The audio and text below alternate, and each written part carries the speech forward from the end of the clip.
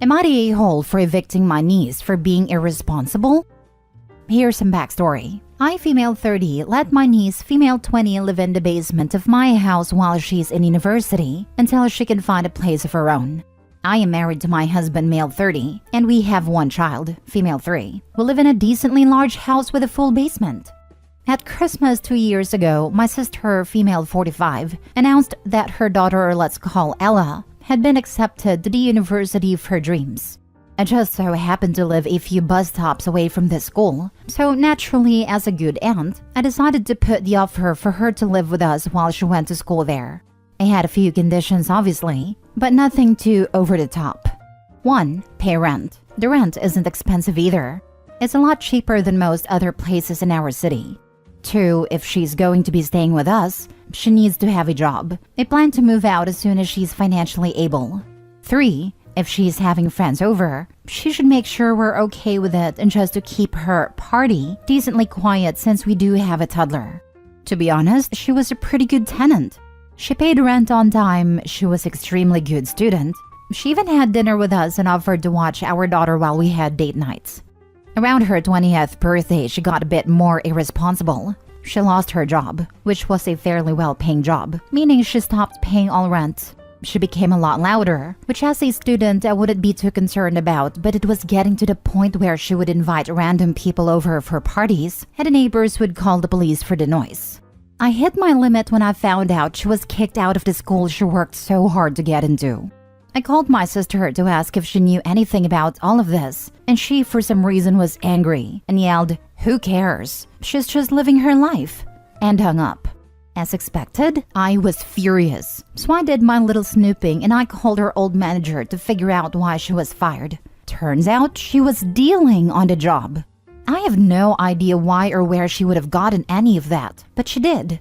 So I emailed the dean of the school she attended, and apparently, she just stopped showing to her classes and basically failed. I took it upon myself to talk to my husband and her father, since my sister wanted nothing to do with any of this. I wrote up a little letter telling her she had to move out within 2 weeks, or I'll be removing her stuff myself and she'll be basically homeless. The day off, her mother showed up to my door, screaming at me, and her daughter hadn't even packed anything up. My husband called the police and they removed her. Am I the a-hole? Edit. My apologies for not making this clear at all. I should have mentioned that I have connection with the dean. Nothing illegal was going on between us in any way. The dean of the school and I used to date in high school, but decided to be friends instead. Not that this is important, but that's why we had been in contact. He knows my family and vice versa, which is the only reason I ask anything about our school issues. I had emailed him and we met for lunch, caught up and discussed the issue.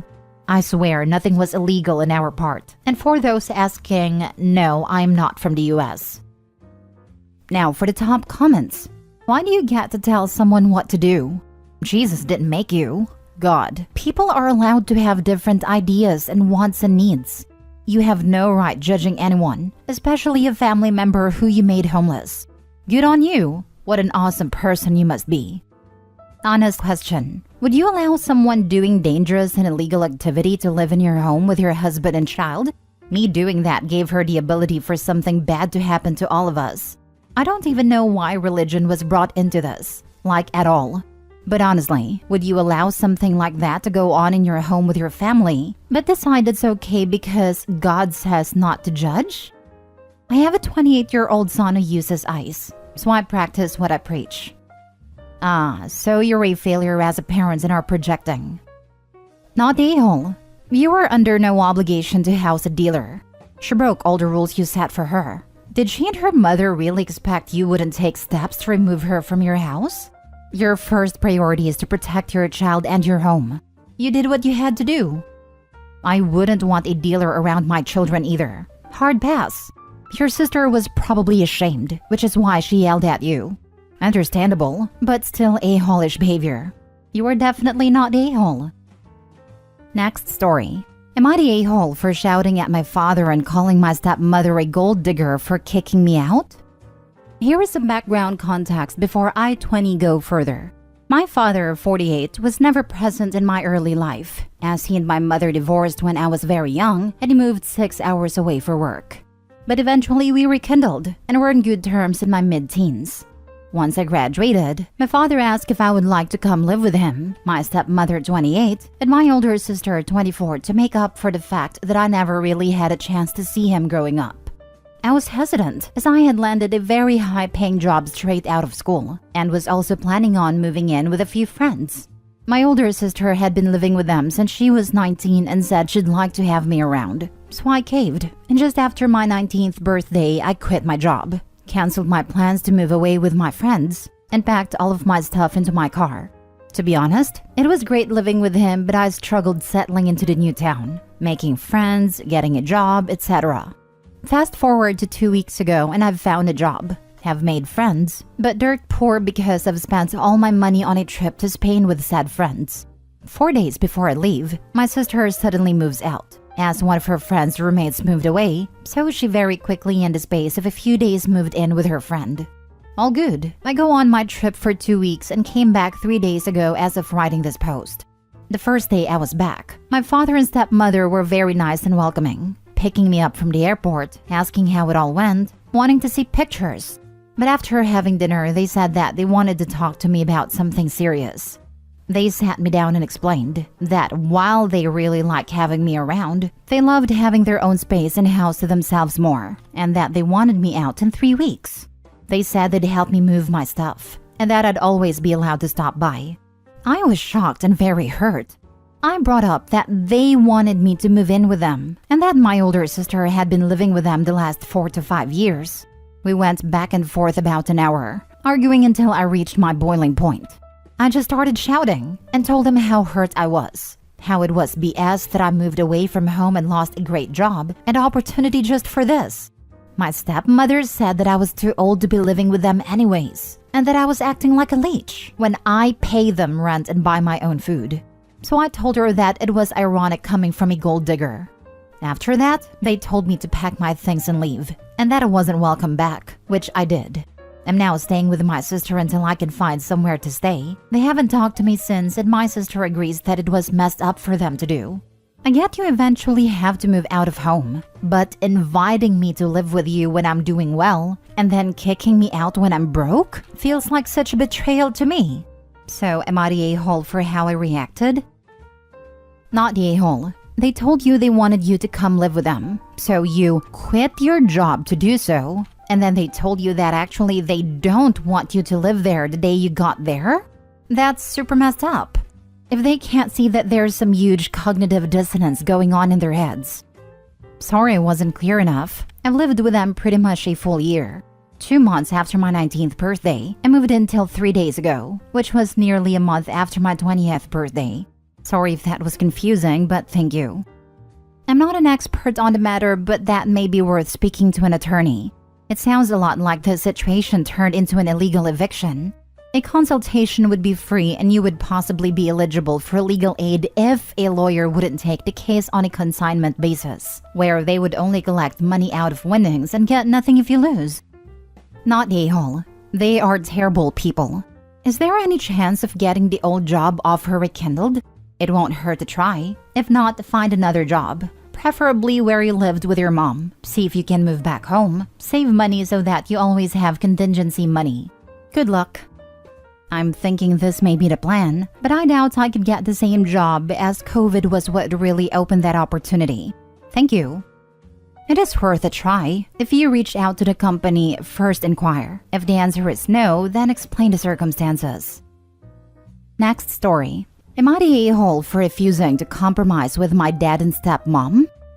I, 16 female, I'm the only child in my household who does not call the adults in our home mom and dad. I have 2 bio siblings ages 14 male and 13 female. And I have 4 step siblings ages 19 female, 14 male, 14 male, and 12 female. Mine and my siblings' mom died when I was 5. The oldest step sibling never knew her father. My other 3 step siblings' dad still plays a role in their lives, but was never big on the oldest, and eventually my stepmom left him for that reason. My siblings call stepmom mom, since they only know her as mom. Oldest stepsister calls my father dad because she never had one, and he was willing. Younger 3 call him that, because they are not fond of their bio father, but I have never called my stepmom mom. I was only 5 when Dad and her moved in together, 5 months after my mom died. She's okay, but to me, I do not love her like that, and I do not want her to be my mom. I have some memories of my mom and find it disrespectful. She's told me before that it's never disrespectful, and if I had a baby one day, wouldn't I want them to never be without a mom? I told them they'd always have a mom whether I'm dead or alive, and I wouldn't want them calling someone else mom. She told me I was too young to get it, so I should just follow the flow of the household and start calling her mom. My dad and stepmom went to a meeting with my school about my IEP, and there it was brought up that she was my stepmom because I tell teachers at school in my aid. Always did, but I guess it brought up for some reason and they hated it. So they sat me down and said if I won't call her mom, then they will try to accept it, though they think she has earned that title after all these years. But they said at least stop saying dad and stepmom and start saying parents. I told them no, that when I say parents, I mean mom and dad, not dad and stepmom.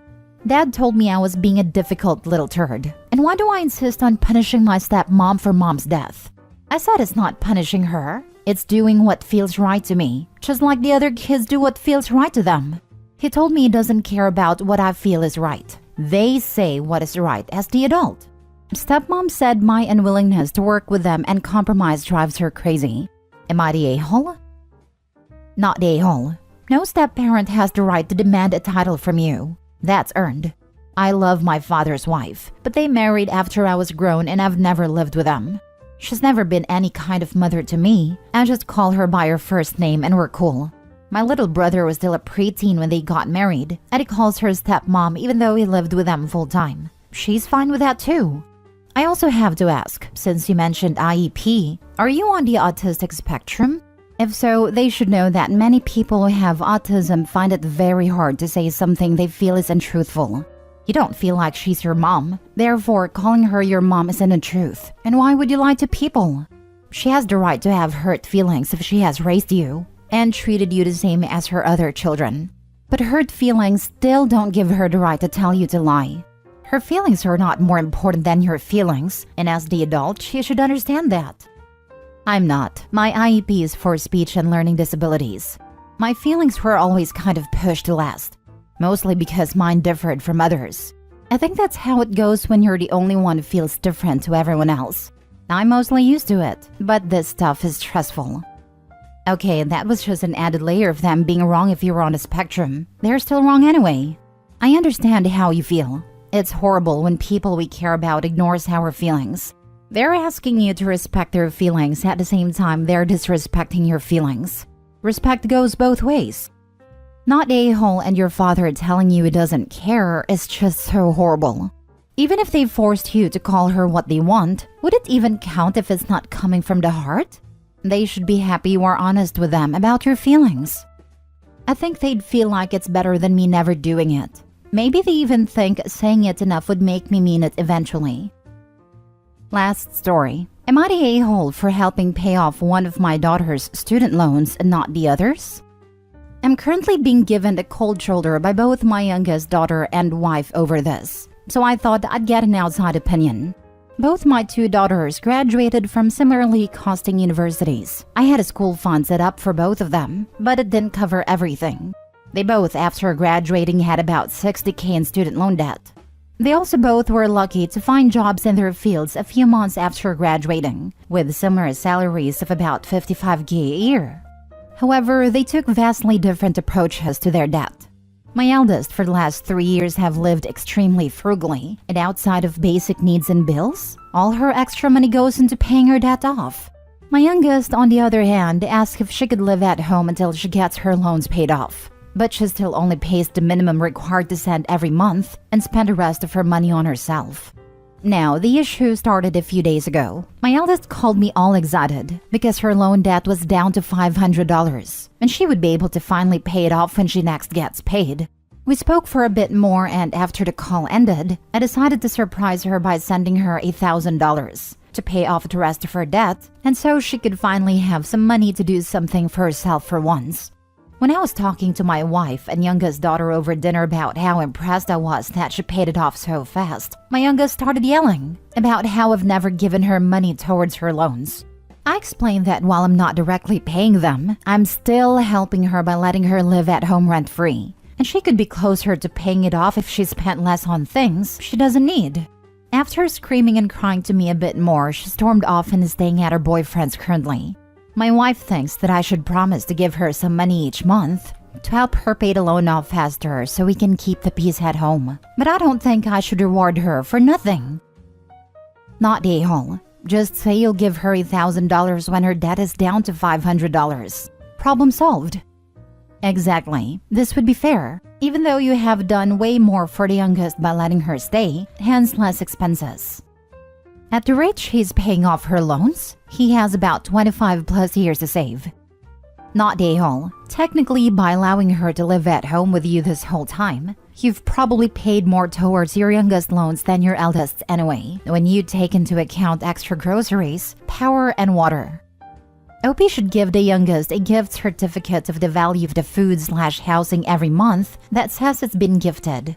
Then, to be really fair, should give the oldest that much in cash. I mean, petty, and I don't really recommend the step. Not a-hole. The amount of money she has saved by not having to pay rent is more than the $1,000 you gave to your eldest daughter. Your youngest daughter may not see it that way, but I think you've been more than fair and reasonable. OP, many people on this sub have solved this type of issue instantly by creating a spreadsheet with cost comparison. Your wife might be a little shocked as well. It's so easy for rent-free to get overlooked in the grand scheme of things because people see it as living with their parents. Does your daughter pay for her groceries, the utilities, internet? These are things your oldest is also paying for, not just her own rent. Be sure to include a whole breakdown and even the $1,000 credit so she can see that it's been applied for fairness.